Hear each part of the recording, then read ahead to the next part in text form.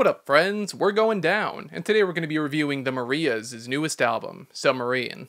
This is the second studio album by American bedroom pop and alternative R&B band, the Marías. They broke onto the scene with their fantastic debut album, Cinema, back in 2021. It was an album that started their career off strong with very intimate and dreamy soundscapes that just came together to create a really good vibe. The addition of Maria's light and airy vocals alongside some Latin pop and R&B influences helped this record really stand out, even if it can be a bit inconsistent at times. In comparison, Submarine sees the group sort of streamlining the instrumental sound of their previous record, rounding out the instrumental experience a little bit, and just making the project more cohesive. It's a bit longer and more consistent than Cinema was, however, because of this, it also has less standout moments too. The first 3 or so tracks really embody the experience of this record. Like I said before, this album is all about the very light and airy vocals infused with bedroom pop and R&B influences. However, they're not averse to adding a bit of funk and bite to the songs, especially on tracks like Ride.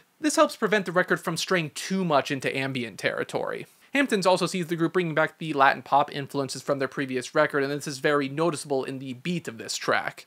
Echo even brings in some trip-hop influences at times, letting its very smooth bass just glide over the warm and intimate beats. In saying this, I will admit that this first leg of the record is very vibey. It's very streamlined. It just kind of transitions from one song into the other. However, I do think it makes for a pretty good impression. I'm also a really big fan of the melodic longing in the lyrics of Echo, especially in that chorus. The band really brings the disco-esque funk on Run Your Mouth, letting the bass and guitar have a very punchy presence to them over the sort of dance beat that underlines it. It's actually a pretty fun song despite being so chill, and it also is rounded out by lyrics with basically Maria talking about how she's very avoidant towards her problems and she has some unhealthy coping mechanisms that she has to push through. The fuzzy guitar solo in this song also, I think, sort of encapsulates this sort of like fear and also maybe a little bit of frustration in how she keeps running away. Real Life is pretty simple and vibey, but man, this song is just so smooth. It's as smooth as the watery theme that permeates this record. I love the darker, more sultry guitar and the flourishes of synth that help create this atmosphere of sort of just lying in your bed at the end of the day after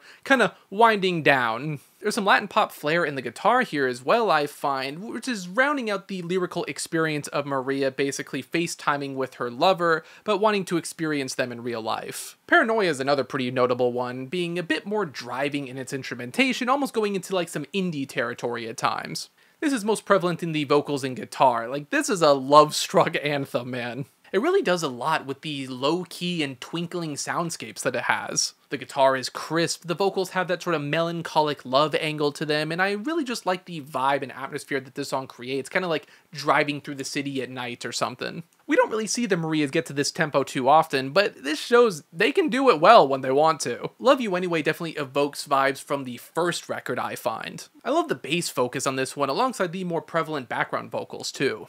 The overall melody with the mix of guitar tones, crunchy drums, and very melodic vocals, this just hits. The guitar having this fuzzy and somewhat gritty texture to them also create a pretty unique experience and a unique aesthetic for this song too, I think, like she's serenading us from a lounge bar or something. I just really dig the picture that this one paints, especially with coy yet somber lyrics like, I know that you've always been in love with me, but I know that you've also had to watch me leave. The ending combo of If Only and Sienna are the last highlight of the record, I think, feeling very poignant when paired together. The haunting yet simple If Only is very unique with its huge piano focus, really making this song stand out. The horn segment near the end just establishes the sadness that Maria is feeling as she watches her lover walk away with nothing that she can do about it, like it's the ending of a noir film. The fact that this song is so different makes it really hit hard. Sienna almost feels like an epilogue track of sorts, with Maria basically just reminiscing on their relationship that they used to have and how things could have been different, even going so far as to imagine the child that they could have had together. It feels like the end of a dream almost, and I think the lyrics make this album as a whole go from what was once sort of warm and intimate to almost cold and distant at times.